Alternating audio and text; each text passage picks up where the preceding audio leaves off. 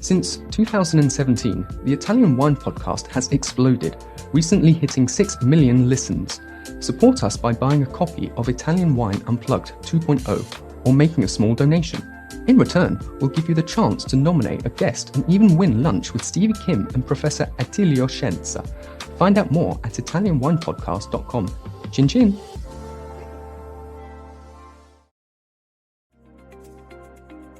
Italian Wine Podcast is delighted to present the series of highlights from the 2022 Wine2wine Business Forum, focusing on wine communication and bringing together the most influential speakers in the sectors to discuss the hottest topics facing the wine industry today. Don't forget to tune in every Thursday at 2 p.m. Central European Time or visit wine2wine.net for more information.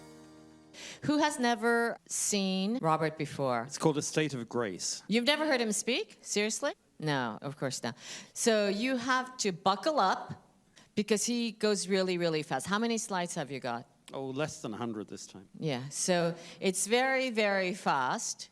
But you have to speak at least slowly for the translators because they otherwise, let me see how many headphones. No one has headphones, so maybe it might work out. He should really be wearing the staff t-shirt. It says speaker, but it should say staff because, when I'm in a tough place, I call Robert and he is always... Nobody else has anything else for him to do, so he's ready to answer Stevie. So he's part of family, the Wine2wine family. He has done every edition except one. Robert has been with us, and he's been coming here. I asked him to speak every time because he's one of the best speakers in the wine industry. And I think you guys know that. I know that. Okay, so let's get the show started. Oh, thank you, Stevie, for that. It sets me up. Thank you. And secondly, I'm going to do something different. I try and do something different every time. Stevie, thank you very much.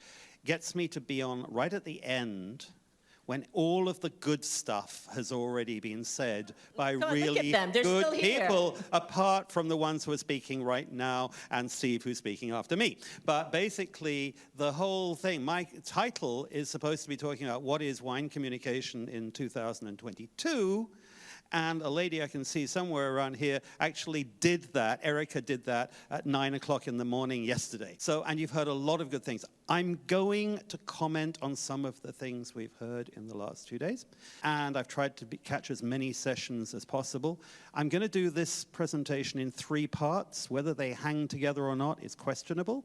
And I hope that the last part is the one that may just blow your minds a little bit. Anyway, what is wine communication? What should we communicate? So who am I? I do industry analysis for Mining Goes Wine Business International, and people don't normally recognize me if I haven't got my horns, which don't come out all the time.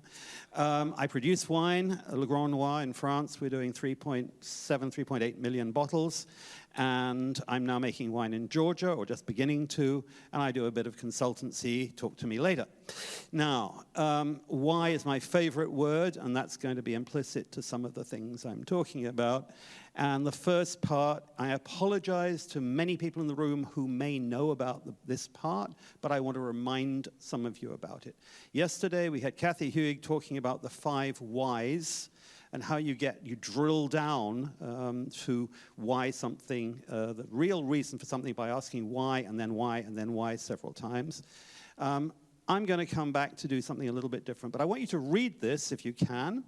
The first time I tasted Barbera was at the tasting room of Cantara Cellars. Quickly became one of my favorite wines. I was so impressed with its sexy personality, its ability to age beautifully, like a perennial favorite. Now all you have to do is look at the next picture and tell me which of these 3 wrote those words. Now, I don't want you to tell me now. I just want you all to look and just tell me in your head, just remember it now, I'm going to ask you later on, A, B, or C. Now, who's read this book? So, System 1, he's a Nobel Prize-winning economist, and he's in the area of behavioral economics, which overlaps with psychology.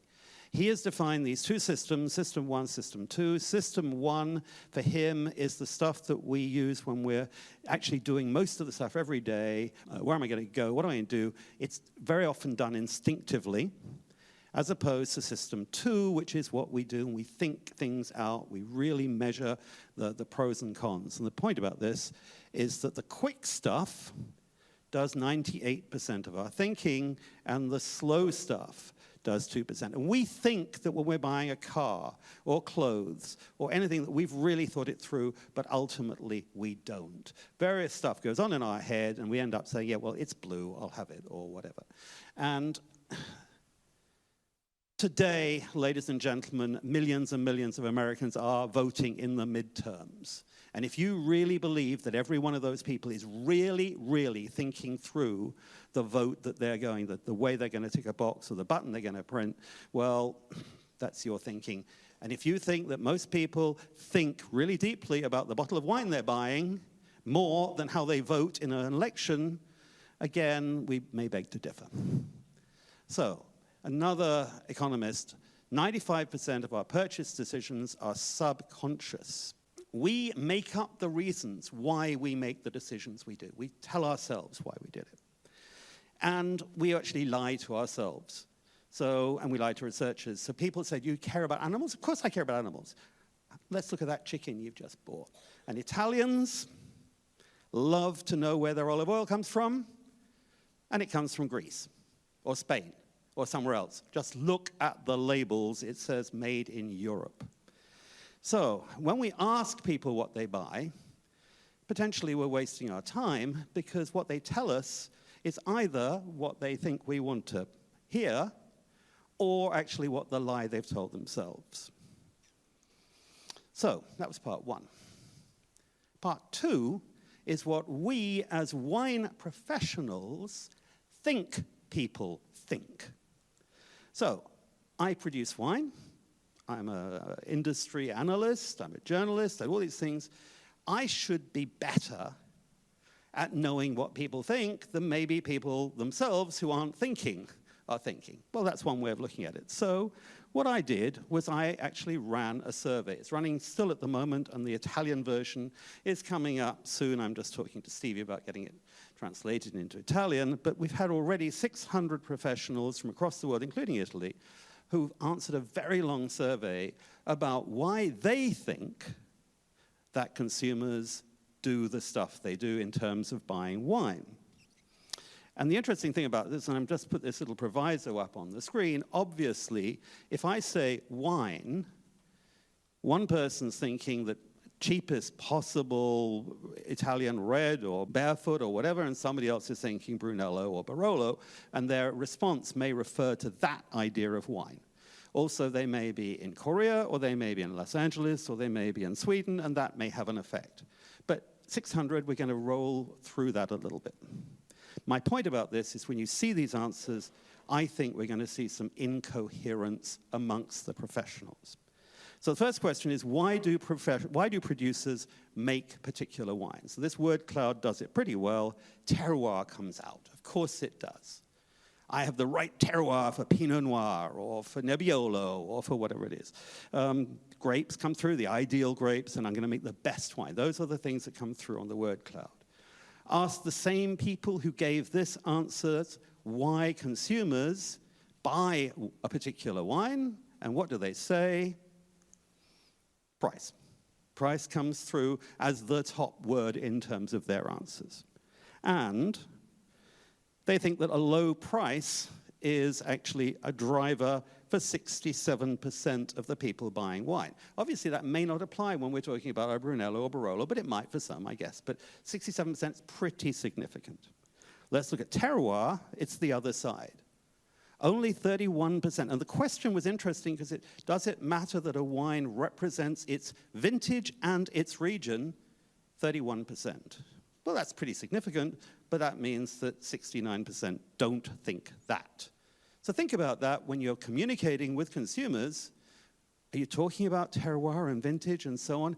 How many of the people actually are interested in that? If you're selling a Brunello for $200, yes. If you're selling for a wine for 7 or 8 or 12, maybe not. Packaging. 83% think that packaging is important. I think packaging is important for my wine. I think it's hugely important. But my friends, my wine writing friends, Jancis Robinson, Tim Atkin, and a lot of others, and the Swedish Monopoly and various other people think that we should all put our wine in the lightest weight glass possible, with the simplest packaging because that's good for the environment. And they're right. Of course they're right. But 80% people buy with their eyes. How are we going to handle that when we're all putting our wine into the lightest, most environmentally friendly bottles? We've still got to make a living.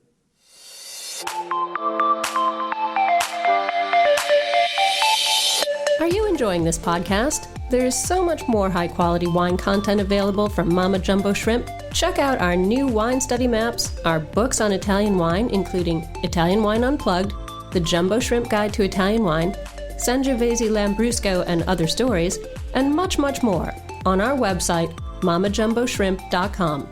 Now back to the show. Appealing name.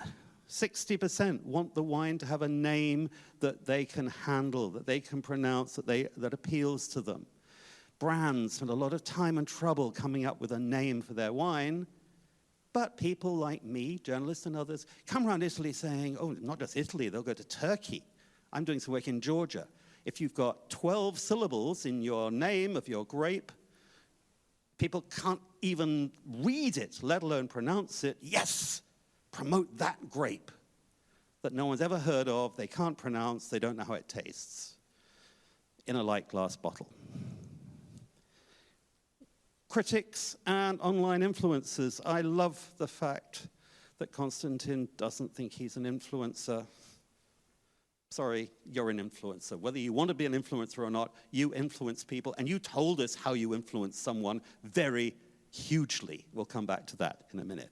But that's interesting to me that the number is so close between those two, and the fact that a lot of the amount of money and effort we as an industry spend on the traditional critics, and how many of us think that the online influencers don't matter. Well, again, it depends on the kind of wine you're selling, but Konstantin matters. So, featured in wine media, 48%. Featured in lifestyle media, 36%. We think being featured in the stuff that most people read is less important than being featured in the stuff that a limited number of people read. Is that really logical? Yeah, maybe for the Brunello and for the people who read wine media are hugely relevant because they influence each other. They influence their friends, their neighbors, and everybody else. So I am not discounting them. Every one of them may influence 10 people. But on the other hand, the people sitting in the hairdressers reading the magazines may well actually go out and buy the wine themselves. And as my friend Felicity Carter pointed out, Oprah is incredibly important to a certain kind of wine advertiser, Oprah magazine, to wine advertisers. Match with food, 61%. Do you ever go into a supermarket and ask people why they are buying that wine? They're buying that wine because it's the wine they bought last time. They're buying that wine because it's the price that it is or whatever. The number of those people who will actually say, oh yes, it's because I'm cooking, da-da-da-da-da, and of course this is the perfect wine to go with it. Yes, if it's next Saturday and their friends are coming for a special dinner, yes, they will do food and wine matching. But if they're drinking wine 3-4 times a week, do you really believe this is really what they're thinking? Sustainability has been discussed several times over the last 2 days, and we know that it is not necessarily as high in people's minds as a lot of us want it to be. The sommelier who's telling you that this wine was made by somebody who does everything with a horse-driven plow and so on, it's a lovely story, and you may be pleased to have it in the restaurant if you're not desperately trying to talk to the woman or the man across the table that you're trying to seduce. But actually, not everybody is as interested as we would like them to be. Social media, only 1/3 believe that social media is significantly influential. Well, I think some people would disagree with that these days. But it depends on the age and the style of wine and so on. So it may not be wrong, but I'm just questioning it. 46%, less than half, think that knowing about the winemaker matters. I'm not sure why winemakers are more interesting than butchers or bakers or lots of other people who do lots of stuff. Dentists, why are they not interesting? Why is a winemaker, a guy who picks grapes and turns them into wine, necessarily more interesting? It's nearly half, 46%. But remember that figure. We're going to come back to it. But of course, we do put photographs of winemakers in magazines. So why do we do that? Well, maybe because they're good looking, I don't know. So, made by family. 44% think that a wine being made by a family is important. It's not even half. Which, if you are Jackson family wines, used to be called Kendall Jackson, some people may remember, or Gallo family, used to be called E.J. Gallo, a lot of people will tell you that putting family on the label has significantly changed sales numbers just by doing that. So it must have a value. Maybe it's 44%. I don't know, but it's there. Convenience. I love this. 9 in 10 think that availability is the right thing. It's the right product, the right place, at the right time. I need a bottle of something, then my local store has got it. So I was asked by somebody a couple of days ago, do you think influencers are really wine communicators? Yes. I think that your distributor is a communicator. I actually think your label designer is a communicator, and I think we underestimate their role as communicators. But remember that figure, 90%, because we got a 97%. I buy the thing I know. I know what I'm going to get. So put those two together. I know the thing I like. I go to the store. They've got it. I buy it at a low price, ideally. This is really what a lot of people are doing when they buy a bottle of wine. Story. We need stories. How many times? Has anybody actually talked about wine to anybody else for longer than an hour without the word story coming up? How do we do it without stories? But what is our story about? So I asked my 600 people to tell me the sort of stories that would work. And there were some exceptions to the rule, but you don't have to read the small print. But basically, all of the yellow bits, winemaking, making wine, producer, terroir, winemaking, making wine, vinification, terroir, terroir, terroir, terroir. Do you remember the earlier slides? 31 to 44% of the people are interested in that stuff. It's a lot. But just put these things together, maybe we should be looking at other kinds of stories. Personal memories. 75% think that personal memories are interesting. What is a personal memory? Well, I like this next slide. This is Tim Atkin, who some of you will have met, most of you will have heard of, with his 91-year-old father. Tim will remember that bottle. His father will remember. Anybody else who was around will remember that bottle. Anybody who sees that photograph will probably remember that bottle of that wine. Every one of us has personal memories of wines, and that is what we show in Instagram and elsewhere, Facebook, whatever. But we as wine people underestimate the importance of those personal memories. The more we can encourage people to remember the wine they've got, and the more they remember those wines, the more likely they are to go back to that convenience and familiarity thing that we saw earlier and go and buy it. Visit to the region. 78% say visit to region is important. Of course it's important, but how many people visit some of the little regions? I'm in the Minervois down in Languedoc where I make wine. How many people, haven't we been to Minervois? How many hands up? That's pretty good. I'm at a wine audience and I've got 5, I think. So everybody else isn't in the picture. Well, all 5 of you may be more likely to buy Minervois than the others. But we've got to think about that. And what was very good, Andrea Leonardi said yesterday, think about the region, do other things in the region. He was talking about cycling through, I think it was Piemonte or whatever. Think about other activities in the region, but also think about getting people to visit the region virtually through other media. Maybe reading a lifestyle magazine article about a region actually will take people to the region in their heads where they create the stories, which will then help with the wine. So maybe physically they don't have to go to the region. And by the way, ladies and gentlemen, we all pay lip service to sustainability, and we all believe in wine tourism. Is there any disconnect there?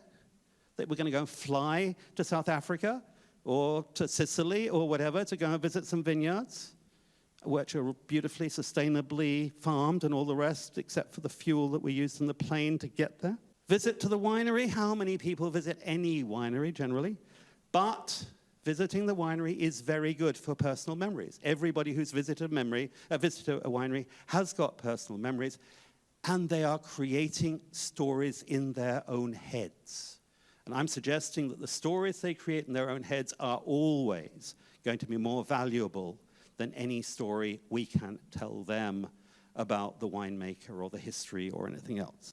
Featured in a movie or TV. My guys, my 600 guys and women, didn't like this.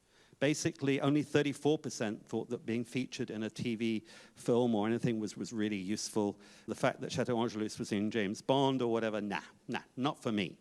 Well, it worked for Grey Goose. It's worked for various people. The point I'm saying is when you see a movie and you see the product in the movie, that becomes part of the stories you tell yourself in your own head. Because a movie, by definition, is a story. So you adapt that story to your own experience, and the product becomes part of it.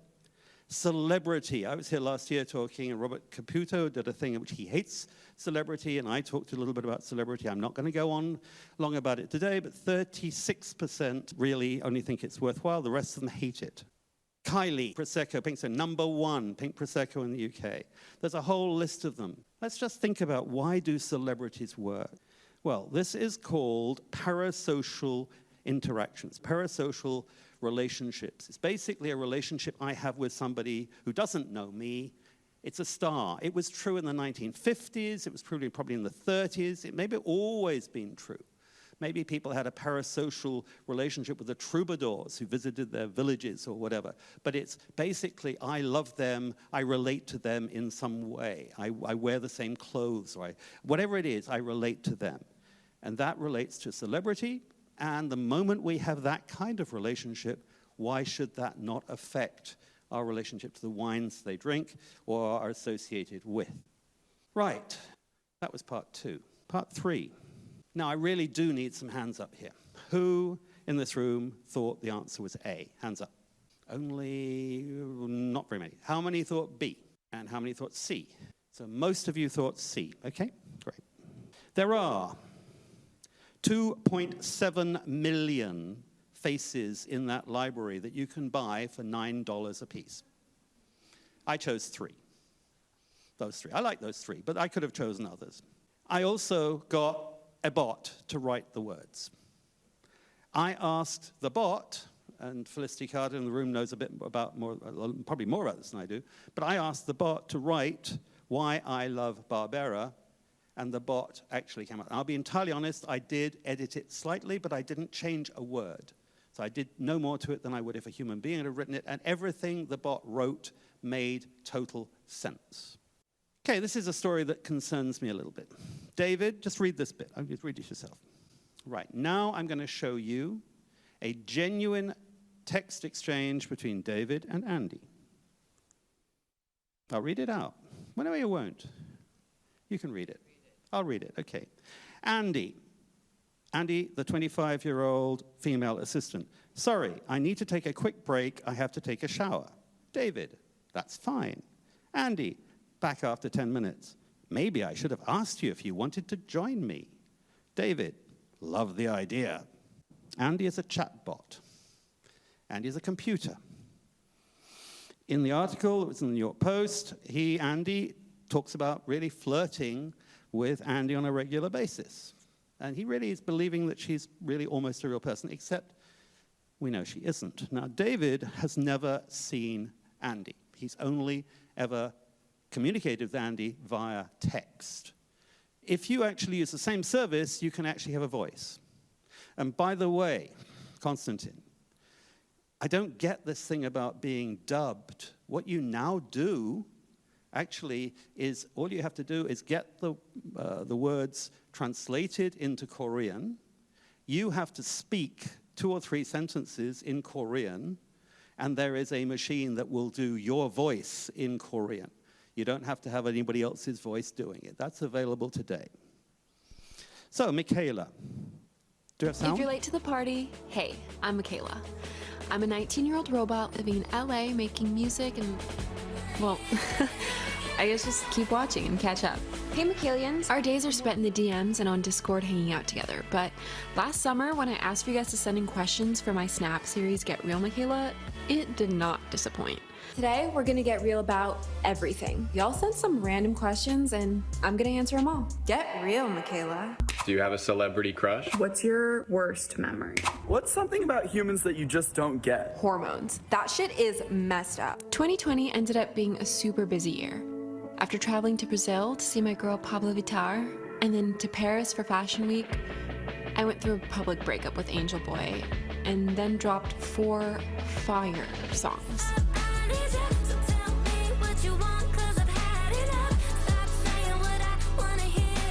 My post-breakup anthem, Hard Feelings, and a slow jam with my ultimate hero, Tiana Taylor. I did a lot less hot bot shit with my hot girlfriends and hot boyfriends and hot them friends. Because, you know, staying safe, social distancing, but the time we did spend was even more special. We talked a lot about important stuff, like Lisa and her background singers in Blackpink, but can we also talk about Yuna? Ugh. And explored some of the weirder circumstances of who created me and why. She and I were created by a lab called Kane Intelligence. I was programmed to believe that I was a 19-year-old, half Brazilian, half Spanish girl named Michaela. I was made by some mysterious man named Daniel Kane. I never met the guy, but I've got to say, he has impeccable taste. Doesn't that freak any of you out? I mean, she went to Brazil. She didn't go to Brazil. She didn't hang out with any of these people. She had a boyfriend. She had a real, live, human boyfriend she broke up with. 3 million followers and a lot of money from Calvin Klein and Dior and Prada. 62 million people have listened to her song. You can get it on Spotify. Pernod Ricard has got Maria Margarita. She's quite cute. And Marks & Spencer's in the UK, M&S, has got Mira, or Myra, I don't know. But anyway, they all begin with M for some reason. And in China, this has been a big thing for a while. So they're called KOL, Key Opinion Leaders, and they come in different shapes and sizes, and some of them are cartoons, and some of them look real, and some of them look perfect. 390 million people have actually been watching these guys.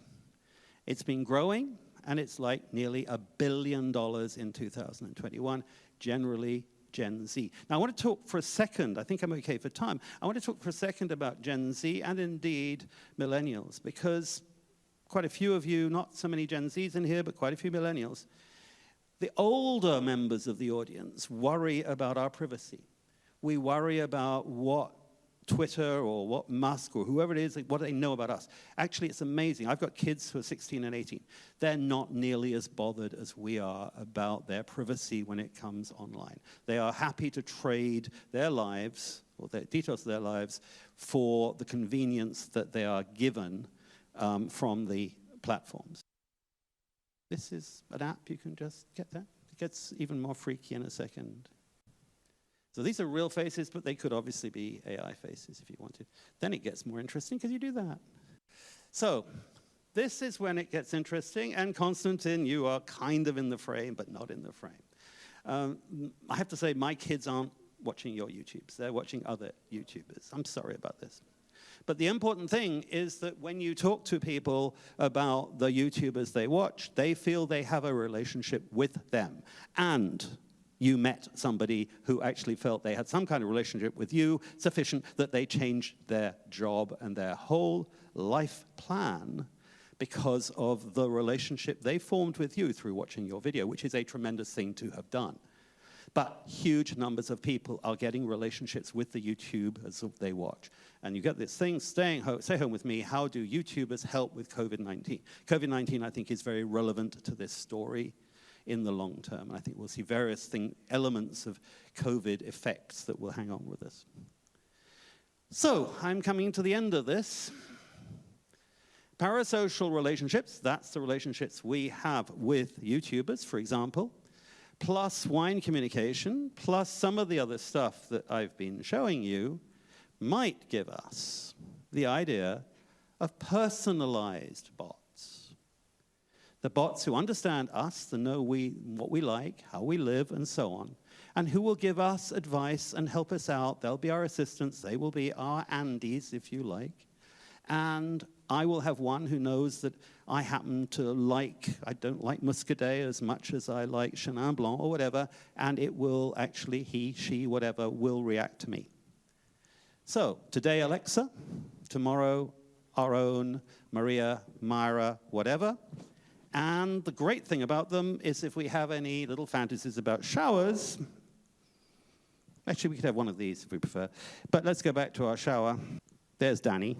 Another couple of images that I thought were quite fun, and then finally,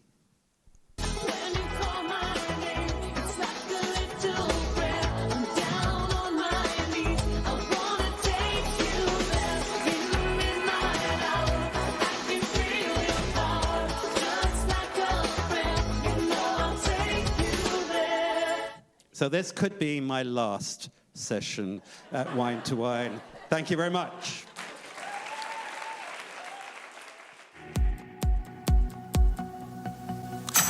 Listen to the Italian Wine Podcast wherever you get your podcasts. We're on SoundCloud, Apple Podcasts, Spotify, Himalaya FM, and more. Don't forget to subscribe and rate the show. If you enjoy listening, please consider donating through ItalianWinePodcast.com. Any amount helps cover equipment, production, and publication costs. Until next time, cin cin.